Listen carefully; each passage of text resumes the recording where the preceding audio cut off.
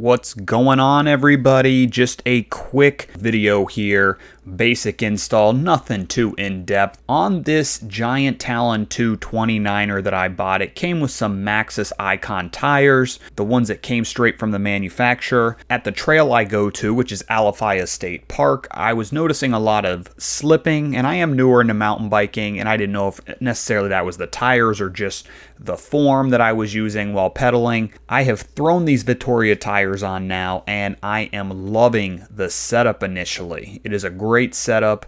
I am running a Barzo in the front and a Mezcal in the back, and they actually have a name for it. They call it the Barzo Mullet. These are 2.25 inch for the width, which is just enough to get on my rim, which is a 21 millimeter rim, so I didn't want to go much larger than that, but I am pretty sure that you can get up to 2.6 inch for these tires if you do have that bigger rim. I am going to give you guys a future update here as soon as I can. I want to get at least 100 miles logged onto these tires before I get you guys some final review and first impressions, but I will tell you out of the gate, these things look sexy, and so far the grip has been great. Just the first couple miles I put on these things, I'm already loving them, and getting onto some of the technical features at Alafaya, I am not experiencing that slipping, so it's already been a worthwhile upgrade. So stay tuned for more info and more reviews and more future updates on these tires. All right, we got the last part here.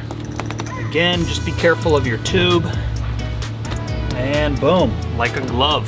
So this is gonna be a little different from those of you that are running tubeless.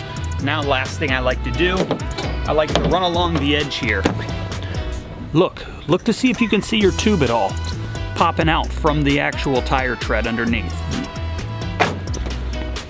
These are brand new tires, so everything's a little bit stiffer.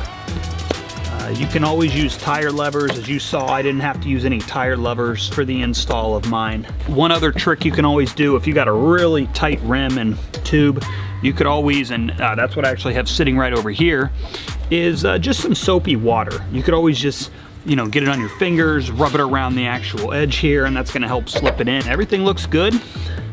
Don't see the tube sticking out anywhere. So I am gonna start inflating. And I'm just using a simple hand pump to inflate this. I like to just kind of knead it. That's what I'm calling it, kneading it. Kind of like working on some bread. I like to just go around. What this is doing is really just helping the inner tube inside. If there's any little kinks, help work it out. Obviously, as you pump in the air, it's gonna do it itself.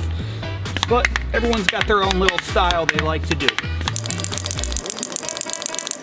It says minimum 29 PSI on these. I'd probably run my tires more closer to 25, 26 when I'm out on the trail. Maybe even a little lower. There you go, you kind of heard it catch right there. I don't know if you guys heard that. I sure did. Beautiful. All right, so we're sitting at about 35. That is plenty for these tires.